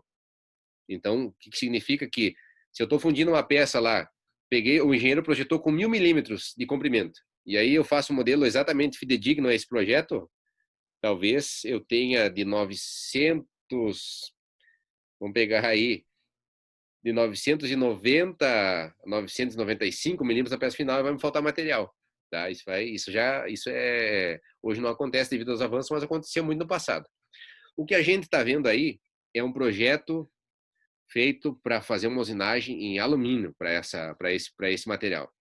No passado, gente, se fazia isso em madeira, um modelo da fundição da peça, se fazia em madeira, se fazia em resina, mas o que acontece? Com o passar do tempo, o alumínio se tornou muito rentável, porque o alumínio vai ter uma vida útil muito maior do que a resina, muito maior do que a madeira. Tá? Agora eu pergunto para vocês, adianta eu investir uma ferramenta dessa aí que a gente está vendo na imagem, custa em torno de R$7.000. Adianta eu investir isso Para uma peça que eu vou fazer uma única unidade, não adianta, né? Aí você faz, mesmo assim, tu pode fazer em alumínio. Você faz só a figura e coloca numa placa aí, para tirar uma unidade. Estou vendo que, eu digo assim, coloca numa placa porque estou vendo que na lateral desse suporte de disco aí na placa está sobrando espaço. Então, se eu tenho uma peça pequena lá que eu quero fazer só um modelinho em cima do negativo, eu coloco nesse canto, se ela couber aí, e eu vou moldar nessa placa aí no tempo que eu precisar. Preciso tantas unidades, depois vou lá e saco fora daí. Tá? Ele pode ser parafusado, pode ser colado em cima da placa, enfim. E esse que a gente está vendo aí é um monobloco, foi usinado no monobloco. E isso é uma ferramenta que, se você tiver o cuidado com ela antes de levar para a produção e também no retorno à produção, cuidar da limpeza da própria areia que vai usar em cima aí, você tem ferramenta para um número infindável de repetições. Em 15 anos que eu estou lá, a gente deve ter refeito uma ou duas ferramentas, só para ter uma ideia, de alumínio. Mas a ferramenta de resina e um protótipo de madeira já não tem essa durabilidade. Aqui é a ferramenta propriamente dita usinada, tá? Isso era um monobloco de alumínio e foi feita a usinagem daquele projeto que a gente viu ali na imagem anterior. Na fundição, por isso que faltou explicar, a gente trabalha com tudo bipartido, tá? Vamos imaginar uma laranja cortada ao meio. Metade dessa laranja eu vou moldar na tampa e metade eu vou moldar no fundo. Por um motivo muito simples. Eu posso precisar de cavidades nessa peça, prontas de bruto, de fundição, que eu não vou usinar. Eu posso precisar num cubo que o furo interno saia pronto de fundição, né? Então, eu preciso ter a possibilidade de colocar um macho, a gente vai ver o que é, que vai manter essa cavidade vazia durante o preenchimento do metal. Então, a gente está vendo aqui a tampa e o fundo, tá? Eu vou moldar o fundo, vou moldar a tampa e depois vou fechar esse molde. Aqui é que está a sacada, o projeto, a fase 2 ainda aqui é o projeto da ferramenta, mas da parte da macharia. O que acontece? Vamos ver se eu pulo aqui. O que acontece? Aquela mesma foto que a gente viu lá, ó, a placa está ali do lado, no lado esquerdo, a ferramenta, e aqui do lado a gente já teve o molde propriamente confeccionado. Para falar rapidamente, o que é a confecção do molde? Eu vou depositar uma quantidade determinada de areia em cima dessa ferramenta de alumínio, e vou fazer uma compressão hidráulica em cima disso. Tá? O que vai acontecer? As meninas aí que trabalham com cozinha sabem, né? Eu estou fazendo aí uma cópia, realmente estou fazendo uma cópia do modelo, imprimindo isso na areia. Tá? É uma receita de bolo, propriamente. O que a gente está vendo ali? Neste ponto aqui, eu não sei se fica bem claro, eu mexi com o mouse, nesse ponto aqui tem uma marcação, nesse ponto aqui tem uma marcação, e nesse ponto aqui tem uma marcação, porque são áreas onde eu preciso dessa parte após o preenchimento do metal, vazias, a grosso modo dizendo. Tá? Então, o que eu uso? Eu uso um macho de areia, que é este aqui. Esse machinho, ele é produzido, né, nisso que a gente chama de caixas de macho, que é o que está aqui. Ó. Aqui está o projeto da caixa de macho, tá? Mesma coisa. Também o macho é bipartido, porque isso facilita a extração do macho dentro da caixa. E aqui na esquerda a gente está vendo uma figura da caixa propriamente dita aí com os machos ainda não retirados, tá? E aqui também vai ter uma imagem, ó. Essa é a caixa de macho, tá? A diferença é que ali está cheia de areia. Aqui eu já produzi o macho, tá? Que é aquele amarelinho ali, é o que está aqui. E é o que depois eu vou empregar lá no molde, para que me mantenha aquela cavidade preservada. Esse macho, ele é produzido com duas características. Primeiro, se eu estou dizendo que eu vou entrar com metal numa temperatura de vazamento a 1.400 graus, a primeira característica que ele precisa ter é resistência à solidificação do metal. Tá? A primeira, resistência.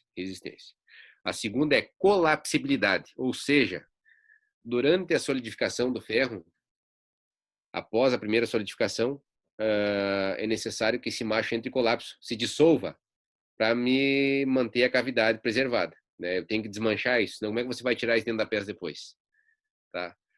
O que é esse macho produzido aí? Isso aí, gente, é areia da praia. Puramente areia da praia. Tá? É areia da praia, isenta de umidade. Se usa uma resina de duas partes, se faz uma polimerização, na verdade, né? É uma cura dessa resina e se usa um catalisador para dar dureza nesse macho. para que ele possa ter essa característica de resistir à entrada do metal. Aqui a gente tem um molde onde está copiado a tampa e o fundo, tá? Está impresso na areia aquela ferramenta de alumínio que a gente viu. Então tem a tampa e o fundo aí. Coloquei o macho nessa tampa e no fundo. Vai ser fechado o molde, vai ser vazado e depois a gente tem aqui a peça pronta. Vejam ali, ó. Olha a área da furação aqui. Aqui era onde a gente tinha aquele machinho de areia. Manteve preservada a furação. Então esse é o grande detalhe. Aqui a gente está vendo é o seguinte, é o canal de alimentação. Uma vez que eu copiei, vamos voltar aqui, uma vez que eu fiz essa cópia aqui, eu preciso ter uma forma de no outro lado dessa tampa aqui, de que o metal tem um orifício por onde penetrar no molde. Então é feito um furo num ponto específico, que é onde está aqui. Aqui a gente viu na placa, ó. A gente viu aqui está o canal, ó. Isso aqui vai ficar saliente, vai ficar muito perto da superfície do molde de areia, então vai entrar uma furadeira, tá? Você pode fazer um mecanismo automático, enfim, mas vai entrar uma furadeira e vai fazer um furo nesse molde, que é por onde vai entrar, vai ser vazado o metal posteriormente. Isso vai ficar mais claro, depois a gente vai ver algumas coisas ali, mas esse é o princípio. Este canal vai ser separado mecanicamente por uma cunha hidráulica. Este canal é a matéria-prima depois do próprio ferro fundido que vai ser produzido. Do que é feito ferro fundido? Ferro fundido é feito justamente de sucata de aço, este canal de retorno e aquilo que você precisar corrigir, seja ferro silício, seja carbono, você vai fazer as devidas correções, mas a matéria-prima da fundição é tudo aquilo que ninguém quer dentro da empresa. É o retorno do corte a laser, é o retorno da estamparia, é o refugo de processo, tudo isso volta para o forno e a gente transforma em peça. Tá? Bom, alguém tem alguma pergunta até aqui, até para a gente não deixar a coisa muito cansativa? Já estamos a 1 hora aí. E o ser humano tem aquela coisa, né? 40 minutos de atenção focado. Dali para frente já é loteria. Galera, por favor, façam as suas perguntas. Tranquilo aí, professor. Tranquilo? Gregory, ei, tranquilo. Show de bola. Viu, Gregor? É Marcelo isso? Marcelo, é que o Gregory é o proprietário da máquina. Entendi. O senhor trabalha, então, em Passo Fundo? Passo Fundo. Na CUN, isso, né? Na CUN. Nessa empresa. Exatamente, na fundição da CUN. Tá bom. Tá aí, uma coisa, tipo, a CUN, ela iniciou aqui no Brasil mesmo ou foi no exterior? Não, a CUN começa lá em 1828, nessa região de fronteira com a Alemanha. Eram 2 irmãos, né, o Joseph Kuhn e o seu irmão. Eles fabricavam balanças inicialmente, na verdade, balanças. E com o passar do tempo, é que a Kuhn começou a entrar realmente na questão de... Vocês lembram que tinha as matracas de plantar? Não sei se alguém já viu aquela matraca de plantar. Instrumentos, assim, coisas muito antigas. O próprio arado, aquilo que a gente imagina de... A gente tem imagem de primeiro na agricultura, era a atividade inicial. E ela foi se modernizando com o passar dos anos e avançando como as demais atividades.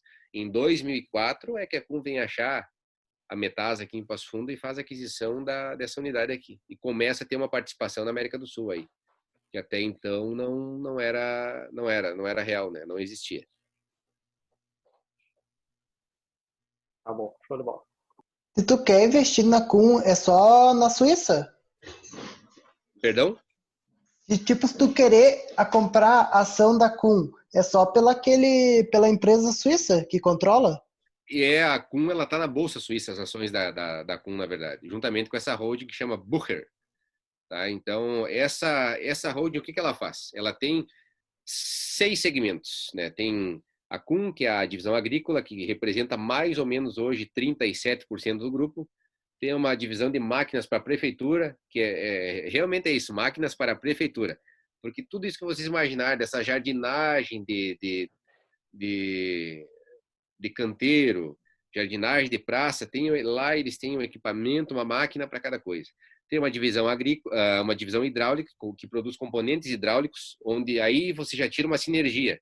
Porque se eu trabalho com implemento agrícola, a gente tem hidráulica embarcada também. Opa, então se eu tenho um outro segmento dentro da holding que fabrica a parte hidráulica, o que eu posso aproveitar de lá? Então isso já começa a ser favorável. Ela tem uma divisão de vidro, né, que produz vidro, recipiente de vidro, tem uma divisão de sucos. Então, assim, e essa holding, ela tem 250 anos no mercado já. Que tal o Luquinha querendo comprar ações da Kuhn, cara? É isso aí. Como é que é o nome da holding, Marcelo? Bucher, na verdade. B-U-C-H-E-R. Eu pesquisei, só tem na Suíça. Tô falando, isso aí. Marcelo, que esse pessoal é forte Eu- nessa turma, cara. É isso aí. Muito bem. Eu pensei que por mês tinha um BDR aqui para comprar pela bolsa aqui mesmo, mas não tem. Infelizmente, da Kuhn tu não vai encontrar aí. O furo é E mais o senhor embaixo. tem, o senhor tem ação da Kuhn lá na Suíça ou Não, não. tem que virar Quem dera, sócio? né? Quem dera, hein? Tem que virar A gente- sócio? Agora, eu trocaria tranquilamente o salário remunerado por um X percentual mensal, viu? Sem Ô, problema nenhum. Marcelo, tu tá escondendo a graxa, hein, Marcelo? Muito bem. Então, vamos seguir. Ah, E a Kuhn tá dando lucro? Tipo, paga dividendo pros acionistas dela? Tá paga. falando? paga dividendo. Eu vou dizer para vocês o seguinte: eu acho que quem está no ramo metal mecânico, aqueles que são da parte de implemento agrícola, está acompanhando um cenário que, para mim, pelo menos nos meus 15 anos que eu estou na empresa, é atípico, completamente atípico, tá? Outra coisa assim, ó, não adianta a gente cantar de galo e dizer que é a Stara, é a Kuhn, é a Semiato, é a John Deere. O mercado está vindo buscar. A gente está no momento onde o mercado está vindo buscar. Não pode se dizer assim que é devido às políticas internas de marketing, papapá. Isso é balela, tá? De área comercial. O que está acontecendo agora é a procura, o mercado está vindo buscar. Não está nem sendo preciso ir levar, tá? Eu acredito que esse ano vai se bater o recorde histórico aí, tá? De faturamento de implemento agrícola no estado do Rio Grande do Sul. O recorde da soja a gente já está vendo que vai, esse já foi, já é uma realidade. Então, assim, ó, para mim é atípico o que a gente está vivendo. Vou dizer que é por causa da pandemia? Não. Tá? Se tinha indícios desde o início do ano, pela quebra dos Estados Unidos, pela guerra Estados Unidos e China, pela a própria perda de produção dos Estados Unidos em função do clima, a nossa própria quebra regional, a gente teve uma seca bem acentuada no Rio Grande do Sul, né? Já se tinha estimativa de que esse ano ia ser um boom no mercado agrícola. Professor, já que nós estamos com tempo e a área é acadêmica, eu vou fazer um compartilhamento de uma coisa bem rápida, que vai sair do assunto. Mas só para isso quem é da área agrícola, existe um estudo de um americano que ele fez em cima do chamado ciclo solar. De repente o professor Rudimar já ouviu falar. O que é o ciclo solar? Marcelo, só um minutinho, tá? Claro que Certo. não pode ser o tempo todo, mas a intenção de trazer pessoas de determinado tema não obriga a apenas tratar desse tema, porque os nossos engenheiros mecânicos precisam de conhecimento geral e troca de experiência. Perfeito, perfeito. E porque assim, ó, é ampla pela questão do seguinte, isso que eu vou falar é a nossa realidade do dia a dia, é daquilo que a gente sobrevive. Ele fez um estudo e ele mapeou de 1940 até os dias atuais o ciclo solar. O ciclo solar é o período de atividade solar, ou seja, quando o Sol tem, a grosso modo, quando tem mais manchas, significa que tem mais explosões, significa que a atividade solar é mais intensa. Ele fez um estudo onde diz que existem ciclos que duram de 9 a 11 anos. O que ele fez? Ele fez um comparativo gráfico e veio traçando início do ciclo, grande atividade, alta da agricultura. Final do ciclo, baixa atividade solar, crise econômica, porque a agricultura também teve dificuldades de seca, do que aquilo que a gente imaginar. De lá para cá, de 40 para cá, são coincidentes o início do ciclo solar com alta econômica e o fim do ciclo solar, baixa econômica. O que ele relaciona? Que a atividade solar interfere diretamente na agricultura. E aí, de 2018 para cá, nós estamos eu não vou me lembrar agora, mas nós estamos no 23º, 24º ciclo solar. E é o início do ciclo. Então, segundo ele, essa pessoa, esse estudo já previa assim, ó, 2018, 2019, 2020, os primeiros 4 ou 5 anos aí são de alta. Depois estabiliza um pouquinho, depois tem uma queda acentuada no fim, que é onde coincide com essas dificuldades rurais e, consequentemente, crise econômica. Então, assim, isso é um estudo, é uma teoria de alguém que linkou dados e tal, mas ele conseguiu cruzar essas linhas de crise e aumento, crise e aumento. Então, assim, ó, você veja assim, como a nossa atividade ela é muito influenciada. Então, se eu disser assim, estava previsto que seria um ano de alta, isso também é tudo muito relativo. Mas assim, o boato desde novembro do ano passado já era que a gente teria uma alta econômica. Eu acho que todo mundo está sentindo isso, né? Chega a ser um mercado de exceção. Você nem pode comemorar, porque acaba sendo uma parcelinha do todo que está sofrendo muito com essa questão da crise mundial, que está se tendo em função do Covid. Mas vamos lá. A gente vai passar agora. Não sei se o pessoal quer fazer um intervalinho, tomar uma água, alguma coisa do tipo. Não, pode Para mim tá tranquilo. Eu Então, tranquilo, pode meter ficha. a gente vai passar por uma partezinha aqui que é o seguinte. Esse é um estudo que vale a pena. É um trabalho que a gente começou de formiguinha dentro da empresa. 2013 foi o start, vamos dizer assim, desse trabalho. O que a gente vai falar aqui agora, rapidamente, e que a fundição entra com uma chave no processo, é a conversão de peças soldadas em ferro fundido. Aquela mesma peça que a gente viu a ferramenta ali, antes, produzida, a gente está vendo na direita um componente soldado. O que acontece, gente? De forma breve, eu vou convencer vocês de que é melhor fazer fundido. Por quê? Primeira questão. No projeto, nessa imagem da direita, a gente está falando de 1, 2, 3, 4, 5, 6. No total, aí 7 componentes diferentes, tá? Alguns repetidos, como a lateral aqui, que são 2 unidades da mesma peça. Mas nós estamos falando de 7 componentes desenvolvidos. Aqui na esquerda a gente já tem um componente, uma peça única desenvolvida, tá? No lado direito, nós temos... Vamos pegar desde o princípio, que é importante. Às vezes tu vai comprar bobina de aço, vai ter que pagar para desbobinar, vai levar para o corte a laser, primeira coisa. Corte no laser, conformação, dobra, usinagem, soldagem, porque tem aqui, né, tá soldada, esse é um componente, é um conjunto soldado, por isso o nome, solda, e aí essa peça vai para a pintura, tá? Vejam, vamos pensar friamente assim, por quantas pessoas passou esse componente, tá? Quantos processos passou? Primeira coisa, já que derrubaria isso aí, vamos dizer que tem um estoque de material para 1000 unidades lá, mas chegou em 200 unidades produzidas e tem que mudar o projeto. E agora, gente? Você tem que ter estoque disso aí. Em corte a laser, em usinagem, solda. O que tu faz com isso? Né? Tem muita coisa pronta já. No lado esquerdo, já é diferente. Por quê? Principalmente no mercado agrícola, nós temos tolerâncias mais folgadas, vamos dizer assim. Tá? As tolerâncias são mais generosas. Não é uma precisão automotiva. A gente não está trabalhando no ramo ferroviário, no ramo espacial aí, né? Não é a NASA, a gente não faz peça para a NASA, é agrícola. E digamos assim, ó, o componente agrícola até uns anos passados aí trabalhava a 4, 5 km por hora. Hoje a gente tem equipamentos de plantio trabalhando a 12 km por hora aí, tá? 24 horas por dia.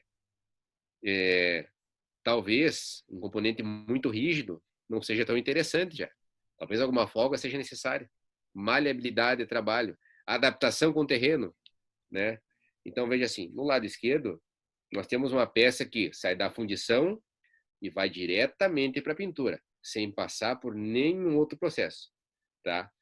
Só aí, se a gente pensar, você já tem um ganho econômico. Eu não preciso nem mensurar aqui, tá? Eu conheço os custos detalhados, foi um projeto que foi feito, mas não precisa nem mensurar para dizer que a imagem da direita, o componente soldado, é muito mais caro do que o componente infundido.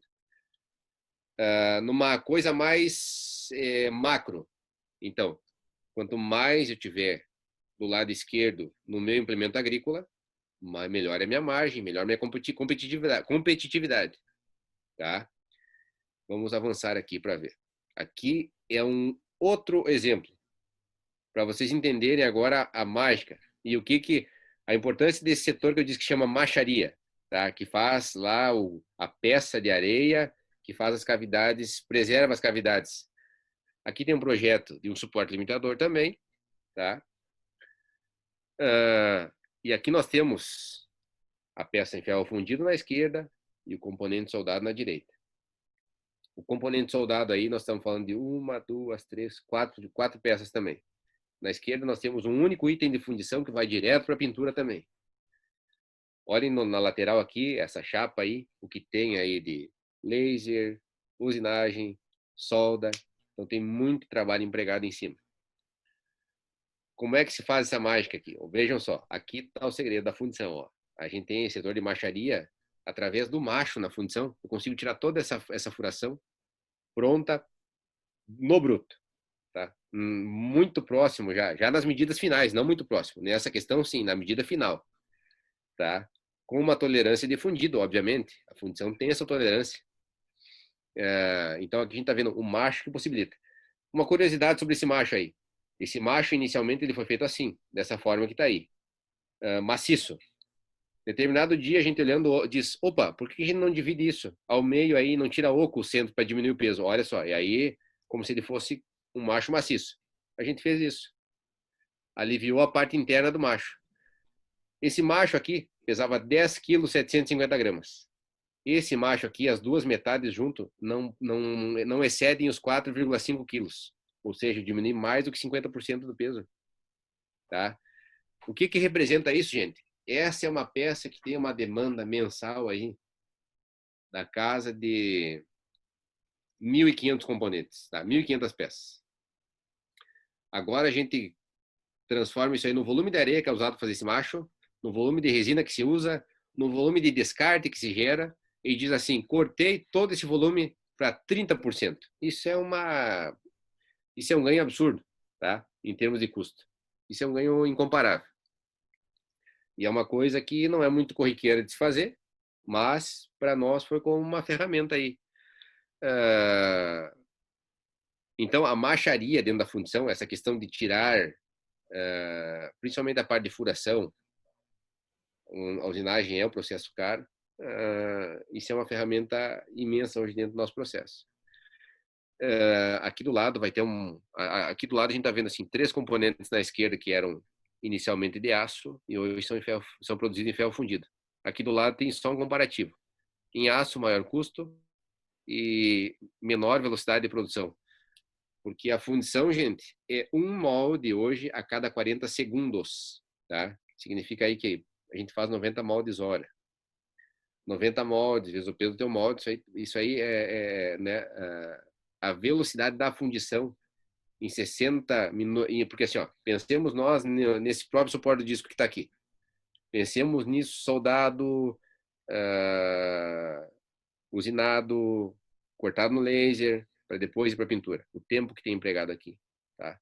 Isso aqui significa, eu acabei de dizer para vocês aí, em 40 segundos eu tenho um molde pronto dessa peça, para uma unidade. Né? Em 60 por hora, é um processo que, comparado a outros processos de fabricação, chega muito perto das medidas finais, diretamente do processo de fundição, bruto, sem necessidade de um outro processo. Na usinagem você consegue produzir essa mesma peça usinada aqui, essas mesmas peças, mas daí você vai ter uma perda de material também considerável.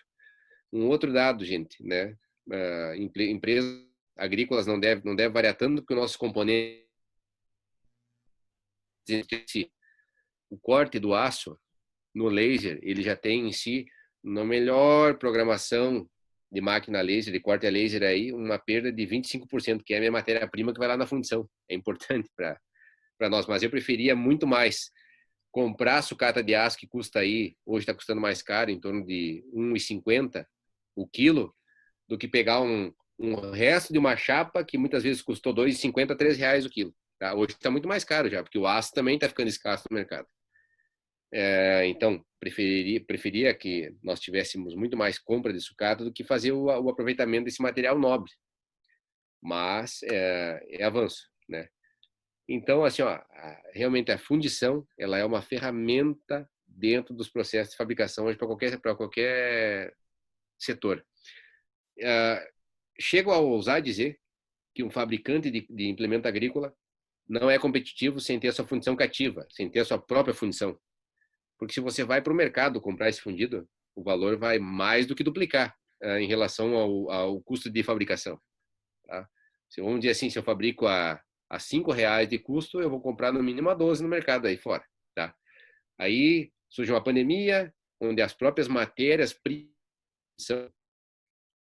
começam a se tornar difíceis de encontrar, todo mundo começa a ficar seletivo, né? Você vai fundir para quem paga mais. Se você é uma job foundry, vamos dizer assim, uma empresa que é especialista em fazer apenas peças fundidas para terceiros, né?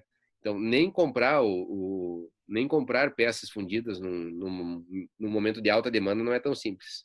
Nem tendo o recurso, você às vezes não consegue. Então, é fundamental ter a própria fundição. Eu botei aqui um agradecimento pela atenção, mas eu vou mostrar para vocês onde é que está, onde 99,97% das visitas ficam mais encantadas dessa fundição, que é realmente o momento do vazamento na fundição. Aqui tem um videozinho. A gente não vai ter som, mas ele é autoexplicativo. Marcelo, desculpa Diga lá. interromper novamente. Sei que não está no momento de pergunta, mas vamos lá. Toca a ficha. Para essa peça aí, qual que foi o desafio, né, para encontrar essa viabilidade aí de ferro fundido 100%, né? Somente uma peça. Muito, muito bem perguntado o seguinte. O que acontece? Aí a gente vai começar a esbarrar naquelas dificuldades que eu falei da falta de conhecimento da área pela própria engenharia. Digo claramente para vocês, até 2013, a engenharia da Kuhn, ela não tinha, claro, porque o que a gente viu até agora ali, a gente viu conversões de conjunto soldado para ferro fundido, mas em momento nenhum eu falei para vocês assim, que peças nascem já em fundido, né? Eu falei de conversões, mas até 2013, na fundição da própria Kuhn, a Kuhn não reconhecia a fundição como um processo disponível para fabricação, tá? Conhecia a fundição naquilo que já era feito, mas principalmente em peças de grande exigência mecânica, não era reconhecido, tá? Então, através dessa questão de vamos pegar 3 itens por nossa conta, a gente fez isso na fundição. Vamos desenvolver o que a gente buscou muito assim, ó, o que tem um alto volume que é muito difícil de produzir para Kuhn, que não vence produzir soldado, que tem que muitas vezes terceirizar uma parte. O que é o desafio? Me dá para cá, a gente vai estudar e vai buscar uma solução para fazer aqui na fundição. Através daqueles 3 itens, inclusive, que estavam na imagem ali, isso foi para o campo. Assim, as coisas foram acontecendo de forma natural. Vamos botar em teste, testa, e aí a melhor prova que tem é botar em teste, e assim a gente acaba ganhando confiança. Bota a testar, bota a rodar, se a gente vê que vai. A gente tinha plena confiança, tá? Porque a gente conhecia o material que fundia. Desde o ano de 2007, nós fabricamos o bruto da fundição aqui na Kuhn do Brasil e exportamos para a matriz. Mais ou menos 40% de tudo que a gente faz aqui. Sem peso na consciência de que um dia vai quebrar. E eu tenho um detalhe importante, gente. Eu disse que a Kuhn está lá na fronteira da França com a Alemanha. A Kuhn fabrica N implementos agrícolas que vão trabalhar muitas vezes no solo a 50 graus de temperatura, mas vai pegar um inverno rigoroso de menos 20, menos 30, menos 40. Aí eu pergunto, como é que você garante que vai absorver essa diferença, essa faixa que às vezes beira os 100 graus de diferença? Como é que uma peça se comporta trabalhando de menos 40 a mais 50 graus? Tá? Mas a gente tem base do ferro fundido, sabe até onde dá para ir. Então, mas isso é um processo de convencimento que se faz. A primeira coisa que convenceu foi o seguinte: não faltou mais peça na linha de montagem. O soldado que antes tinha que trocar a programação, mexe na linha, bota outro componente que está faltando, componente tal, não aconteceu mais. A fundição supriu essa necessidade. Primeiro ponto. O segundo ponto foi esse. A gente tem aí, estamos falando de 7 anos de componentes que eram majoritariamente conjunto soldado e estão rodando sem problema nenhum. E aí vem a grande mudança. De 2016 para cá, nasceram dentro da Kuhn mais de 40 itens fundidos. Projeto fundido. A engenharia se aproximou através de uma abertura que foi propiciada justamente pela própria fundição, foi proporcionada uma abertura, se aproximou da parte de desenvolvimento das peças fundidas, e aí isso aí evidentemente gerou ganho para os dois lados. A parte da engenharia, que não tinha tanta familiaridade com o ferro fundido, ganhou muito mais conhecimento disso, até para a parte de desenvolvimento de ferramentas de fundição, de dizer assim, ó, vamos melhorar. Hoje o cara faz o projeto e desce lá para discutir. O projeto dele foi concebido dentro daquelas necessidades que ele tinha. Mas para lá, e eu posso melhorar aqui favorece para mim, aqui fica bom, porque a fundição como todo mundo, vocês já fizeram materiais aí, o canto vivo é o inimigo master da fundição, tá? Porque eu tenho que copiar isso no molde de areia, então eu tenho que ter uma extração favorável. É a forma, né? Se imaginem se a forma, aqui fosse a tampa da forma, e eu tivesse o grau dessa forma e eu fizesse o bolo aqui embaixo. Como é que eu ia extrair esse bolo dentro da forma? Então, na fundição, tudo tem que ser generoso. Grau de extração, que a gente chama, ele tem que ser generoso. E vocês viram aqui na própria apresentação, a estética que o modelo de fundição propicia, ele me parece visualmente muito mais atrativo do que o aço, porque o aço ele é escravo da chapa quadrada, né? É como se a gente tivesse parado nos modelos de carro do Uno Milha, e sempre me vem o Uno na cabeça, não sei porquê, mas o Uno, todo quadradinho, tal. Ou a gente pega qualquer carro aí, vamos pegar assim, um carro que mudou bastante, a Sportage da Kia. O design antigo era totalmente quadradinho, tá. A gente pega um modelo novo, tem um design mais arrojado, ela tem arredondamento, porque os equipamentos, assim como na fundição, os equipamentos de usinagem, as ferramentas, elas avançaram bastante. Hoje você consegue fazer cópias de superfícies, de geometrias bem complexas na fundição, em função das ferramentas de usinagem que a gente tem para fazer a fabricação daquela placa que faz o modelo da peça. Tá? Então, todo esse avanço é que proporcionou esse caminho hoje. E aí eu posso dizer assim, agora eu vou dar um dado interno que é bem significativo. Eu falei que começou essa questão em 2017, a gente fez um levantamento, e no ano de 2016, a Kuhn comprou 500 toneladas a menos do que no ano anterior, em função da redução da necessidade do aço, por estar componentes em ferro fundido. Então, assim, ó, contra qualquer argumento, tem a estatística já hoje. Então, é consolidada a ideia de que desenvolver um componente em ferro fundido é uma... Claro, aquele molde que a gente viu ali hoje, ele tem uma dimensão máxima de 500 por 600 milímetros, tá? E uma altura máxima de 180 mais 180, que é metade e metade, né? São 360 milímetros. Peças que estão acima dessa condição, a gente já tem que abrir mão, né? Evidente. Peças que me levam a trabalhar muito na extremidade do molde, também não é vantagem, porque eu tenho um equipamento de moldagem que ele é fabricação 2000, o ano 2000. Ele tem uma questão de compactação limitada também, tá?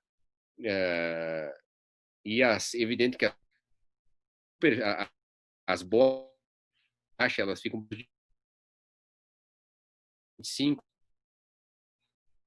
e trabalham com um material efetivamente de 550 por 450 para preservar o molde. Bom, acho que isso aí, falei até demais, eu acho, da questão, né? Mas assim, ó, hoje é consolidada a ideia de que a fundição é uma ferramenta dentro da empresa. Vou mostrar um videozinho que eu dizia que é o grande momento da fundição, né? Que a gente vai ver aqui é uma reação, é o momento que o ferro fundido entra em contato com... Eu já vou falar mais. Estou curioso para esse momento.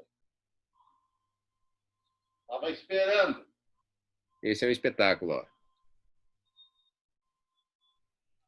O ano que vem nós estaremos lá ao vivo, se Deus quiser e vocês permitirem. A porta está aberta. Como diz o gaúcho, né? Pode vir que a porta do rancho não tem tramelo.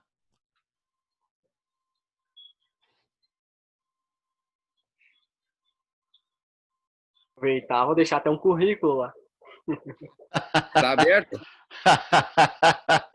Olha Olha só que aí, interessante. ó, Claro, né? Marcelo, Se, é se precisar aluno. de um estagiário, tamo aí. Rudimar, se eu falei no início, durante a apresentação, que a gente precisa aproximar a engenharia, precisa trazer um corpo técnico, precisa cada vez mais encorpar esse corpo aí, como é que não vai estar aberto, né? Não, mas eu não esperava que fosse aparecer até o pessoal querendo comprar ações, né? Exatamente. Muito antes do trabalho, o cara quer ganhar dinheiro, né? Exatamente. Ah, e o que que acontece, gente? A gente viu esse brilho aí. O que está acontecendo? Isso faltou falar lá na apresentação. Eu disse que 95% de tudo que a fundição da CUM produz é um material descoberto aí por 1948, 1950, portanto, extremamente jovem, que é o ferro fundido nodular. Vocês, todo mundo está no computador e agora tem. Eu não pus uma imagem aqui, falha minha. Pode procurar ferro fundido nodular. Pode ser microscopia do ferro fundido nodular. Vai ver que a matriz. Eu não sei se o pessoal já passou por laboratório. Qual é o nível mais ou menos aqui da engenharia? Quarto nível. Quarto nível. Tá, talvez tenha pego já. Tenha visto uma microestrutura de metal. Sim, já chegaram até umas 2 aulas atrás. Então estamos ricos. Então Sim, estamos ricos. sim, Estamos estrutura chovendo molhado. cristalina. Mas não, então a gente foi intermolecular já. Tranquilo. Exatamente, isso aí. O que acontece? O ferro fundido nodular, ele é todo o ferro no forno da fundição, antes de fazer esse vazamento que a gente fala, que é a transferência do metal do forno para a panela de reação. A gente viu que aconteceu uma reação ali, já vou explicar.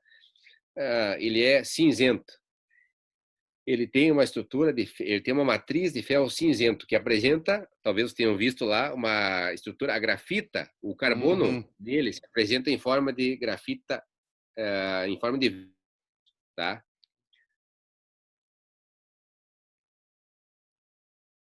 Em torno de 3% de tudo que a gente fabrica é esse material cinzento. E 95% é o ferro nodular, onde a grafita se apresenta o carbono em forma de nódulos.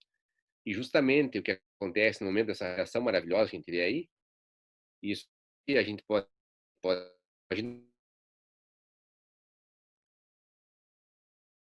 e uma emoção diferente de vez, porque realmente, se for olhar lá o processo na hora, vocês vão lá. Eu espero que o Gilmar a gente possa contar com uma visita, o pessoal Se possa ir Deus lá e quiser. ver isso de fato. A gente podemos viabilizar isso de alguma forma, que realmente é o palco da fundição, vamos dizer assim, o espetáculo acontece na fusão aí. O que acontece nesse momento? Se utiliza, para fazer essa nodularização, transformar essa grafita de veio, que ela vinha no forno, para um nódulo redondinho, se utiliza o magnésio. Tá? É uma liga de magnésio. Porque esse material que colocar dentro da panela antes de fazer o vazamento aqui, ele contém apenas 9% de magnésio puro. Tá? O restante é praticamente ferro-silício. E por isso essa liga se chama ferro-silício-magnésio, tendo o silício como veículo e o magnésio realmente como um reagente.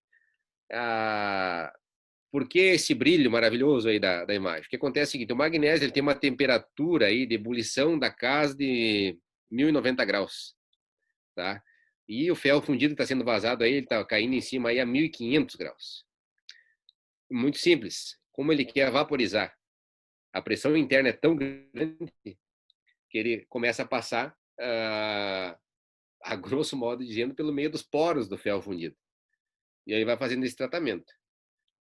Como a questão de por que a grafita fica nodular, isso a gente tem assunto para um semestre praticamente, só nesse ponto aí, tá? Porque não tem nada de magia. E é isso que é importante. Assim, essa é uma das mensagens que eu queria deixar até, indiferente da área profissional que cada um aí for escolher, naquilo que for trabalhar, aquilo que fizer, da gente sempre tenta pensar assim, ó, eu nunca posso ter mistério naquilo que eu faço, né? Eu não tô dizendo, eu não sei, talvez eu sei na verdade bem pouco a respeito da parte mais aprofundada da metalurgia, mas assim, ó, dificilmente na minha vida eu nunca pensei assim, por que brilha? Brilha porque tem que brilhar. Não, não é assim, né? A gente tem que sempre dizer assim, ó, eu vou lá ver por que acontece isso aí, eu preciso saber, né? Porque alguém vai te perguntar. E é interessante. Quanto mais a gente domina uma área, mais apaixonado por aquilo ali a gente fica. Falando dessa questão da satisfação com aquela atividade que busca. E a função para mim foi o seguinte. Não entrei na função porque eu nem fui na CUN fazer uma entrevista porque ia trabalhar na fundição. Tinha vagas na CUN. Mas quando fiz a entrevista, a pessoa disse, olha, eu tenho uma vaga no setor de fundição e eu achei que tem um perfil que pode acertar com a pessoa que comanda lá. E aí fui fazer essa entrevista lá. E a fundição foi uma coisa assim, ó, tipo aquela coisa quando alguém troca de carro e acha que comprou a única unidade da cidade daquele veículo. E daí depois que comprou, olha e diz, meu Deus, mas como tem esse? Tem, ali tem outro, ele tem outro. A gente começa a observar assim, nossa, mas tem muitas unidades desse veículo aí. E quando eu entrei na fundição, eu nem me dava conta como a gente está em contato com o metal, do momento que a gente acorda até a hora de dormir. Está o tempo todo em contato com metais. Eu ouso dizer que a segurança, nossa, quem tem carro, quem dirige aí, quem pega a estrada, a nossa segurança, ela está baseada em alguém que produziu aquilo ali, que garantiu que aquilo ali tem qualidade, que pode transportar e que não vai ter acidente, né? Então, assim, ó, estamos inteiramente rodeados pelos metais, né?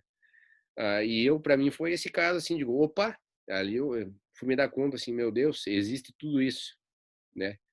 E se fala muito da satisfação, do chegar lá, como é que é? A questão de chegar lá é relativo para cada um, né? Para o professor Rodimar é uma questão, para o Bernardo ali é outra, para o Alessandro é outra. O chegar lá é muito relativo, né? O chegar lá é satisfação, o que satisfaz?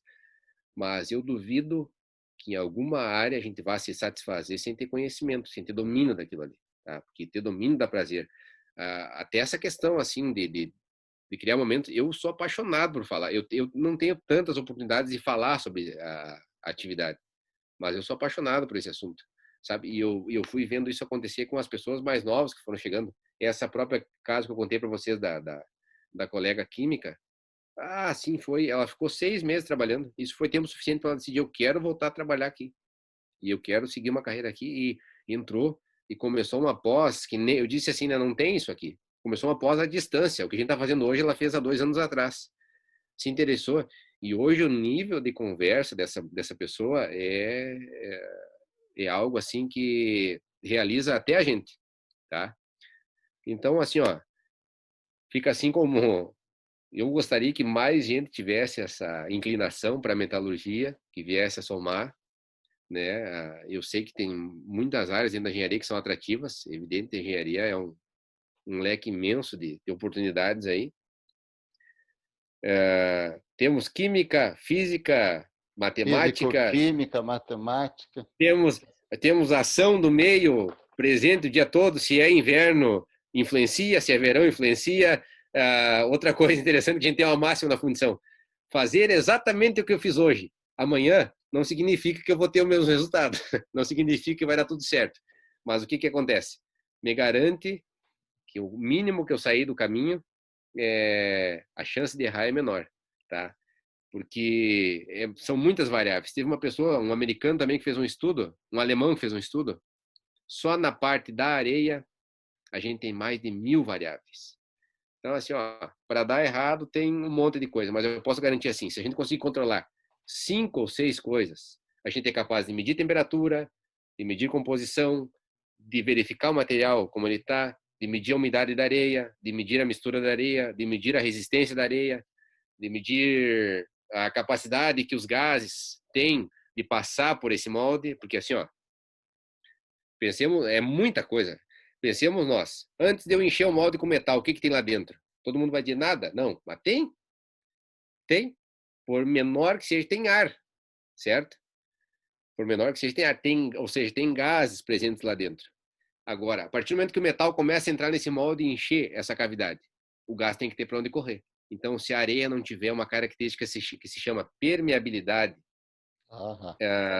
esse gás não vai sair, não vai passar por entre os poros do molde e vai ficar interno no material depois de solidificado. E aí vai ter falhas no ferro fundido. Sim, tá? gases no metal é um problema, né? O outro detalhe, falhas que muitas vezes você vai passar pelo acabamento, vai expedir essa peça e não vai enxergar na usinagem, quando for usinar. Né? Então, Tá, assim, mas galera, antes das perguntas, vamos bater palmas para o nosso palestrante. Imagina. Vamos lá. Então, Eu agradeço a Show de bola. oportunidade. Né? Marcelo, me torna a tela cheia, quero tirar uma foto com todo mundo aí. Pois é, e eu não vou conseguir compartilhar o som, eu tinha um outro vídeo para passar, mas depois eu posso te encaminhar e você passa para o pessoal. Tranquilo. Aí, Vamos interrompeu fazer o uma compartilhamento. foto legal aqui. Vamos lá, galera. Todo mundo Isso sorrindo. Isso mostra como a gente se adapta, né? Bem, em primeiro lugar, Marcelo, muitíssimo obrigado, não é? Muitíssimo obrigado, maravilhoso. Eu tinha certeza que seria legal, seria excelente, que traria assim um subsídio especial aos alunos de termodinâmica, não é? Porque a termodinâmica é uma disciplina extremamente teórica, mas nós conseguimos realizar aí 2 aulas práticas. Sim. Fizemos uma têmpera no óleo, na água, uma metalografia, tá? É por isso que eu digo assim, ó, quando a gente começa... Hoje a gente estava falando com surpresa ainda. Cara, se vai entrar na parte de tratamento térmico, bom, daí precisa de mais uma vida para poder... E apesar de não estar na ementa, nós realizamos uma aula aí abordando parcialmente a estrutura cristalina. Eu estou tentando convencê-los a nós ter uma aula num sábado para nos aprofundarmos em ciência dos materiais. Mas tudo bem, galera, aproveitem, realizem as perguntas ao nosso amigo Marcelo. Quem tiver pergunta aí, a gente está à disposição. E não fuja que nós temos aula até às 11 hoje. Pô, Marcelo, diga lá. Quem que é? vocês usam, Bernardo, Beleza, diga lá. o material que vocês usam é 1020, 1045, como é que é para transformar as sobras de laser, de estamparia? Aí o que acontece? Primeiro lugar, nós temos classes diferentes dentro do ferro fundido. O que eu vou te dizer é o seguinte, eu falei ali da questão do cinzento e do nodular. Primeiro lugar, faltou dizer também, cinzento e nodular, por exibir esta estrutura diferenciada, tem propriedades mecânicas diferentes. Talvez tenha, não sei se entraram a fundo nisso, mas... Não a fundo, mas estiver. Por isso que eu quero essa aula extra aí. Então vamos pegar só um fator, uma característica mecânica, resistência à tração, tá? Ferro cinzento tem uma tração demasiada menor, ela é menor do que 40 kg/força por milímetro quadrado, enquanto que o nodular vai de 40 kg/força por milímetro quadrado a 90 kg/força por milímetro quadrado, tá? Então é absurdamente diferente a resistência à tração. Mas aí eu digo o quê? Por que eu digo assim, é fruto da estrutura? Porque sabemos nós que aquela estrutura ali do nódulo lamelar, ela tem uma estrutura pontiaguda, tá? Ou significa o quê? Que isso é uma região concentradora de tensões, o que torna esse material a nível de tração inferior ao nodular, que por ter uma estrutura esferoidal nodular, já tem uma característica mais aprimorada nesse sentido. Então, assim, ó, o que eu posso te dizer, já que tu me perguntou? Para fazer o ferro fundido nodular, eu posso partir de qualquer aço, tá? De 1020, 1045, 1070. O que tem que tomar cuidado um pouco é com o tal do manganês, tá? O manganês ele vai te fazer, não sei se já viram ferrita e perlita. Sim. Tá, beleza. O manganês vai me propiciar na matriz mais perlita do que ferrita, tá? Então, assim, ó, um material GGG40, por exemplo, que a gente está falando aí, que tem 400 MPa de resistência. 400, nossa. Tá? Então, eu te digo assim, ó, para que eu fique dentro da norma, porque assim, ó, ao mesmo tempo que às vezes a gente pensa assim, tá, mas então por que não é melhor eu trabalhar com o material mais resistente possível? Calma, porque tem propriedade, né? Essa é a ingratidão de materiais. À medida que eu tenho mais de uma coisa, eu acabo perdendo às vezes em outra, né? Então, por que eu não trabalho mais com mais resistente? Não, para lá. Tem normas europeias aí que a gente tem que atender. Ela tem que ter outras características, mas a gente está se atendo à tração. Tem que manter esse limite de tração. Se aumentar muito a dureza desse material, aí já não é tão interessante para quem vai para a aplicação final dela. Então, veja bem. aí eu preciso do manganês aí na casa de 0,25, 0,30, não mais do que isso. Se eu pegar o aço, que eu já boto hoje talvez 50% da minha carga de fusão aí, pegar o 1070 aí, tem que abrir o olho, porque daqui a pouco eu já vou ter esse manganês só do aço. Mas tem que lembrar que eu tenho que botar meu canal, e meu canal, meu retorno da fundição ali, que é o canal de alimentação, para que o metal desça no molde e chegue até a peça, ele também é 50% da minha carga. Então, se eu estiver botando aí 0,30 em cada um dos materiais, eu já tenho 0,30 no final da composição, e aí? Então, é isso que me limita a usar. E sabe que o manganês, ele é um problema mundial, crescente e cumulativo, tá? Porque cada vez se encontra sucata com manganês com teor um pouquinho mais alto, tá? Isso vai refletir. Ainda não se sente tanto, mas em 2012, quando eu participei de uma conferência lá, já se falava, o manganês vai ser um problema mundial, futuro, e a gente vai ter que aprender a lidar com isso. Daí você vai começando aí começa a entrar tratamentos, a gente tem uma série de possibilidades, né? Ah, não deu. Hoje não acontece isso pelo controle de qualidade, mas digamos assim, tirei um material muito acima da dureza que eu gostaria, muito acima dos 400, calma, tem toda uma parte de tratamento térmico. Óbvio, vai se tornar mais caro, porque eu estou agregando tratamento térmico, vai. Mas tem não perdi aquela peça. Eu tenho a possibilidade de trazer ela para aquelas características mecânicas que eu queria. Ponto vencido. Daí vamos entrar assim, ó. Um nodular, esse que a gente está falando aí de 40 a 90, ele começa a empardar com o aço 1020, 1045 aí em termos de propriedades mecânicas, tá? Em algumas coisas melhor, inclusive. Ductilidade, talvez, tá? Então, em algumas coisas melhor. Ao passo que a gente tinha dito, vamos falar da tração, mas ao passo que o cinzento é excelente quando se fala de compressão. Amortecimento, por exemplo, né? Amortecimento, excelente. Absorver vibração. E eu lembro que lá na Europa tem muita coisa de arte, de botar na parede aí de ferro cinzento, porque é óbvio que vai resistir por muito tempo aí. Muito bom para isso, tá? Então, assim, ó, tudo depende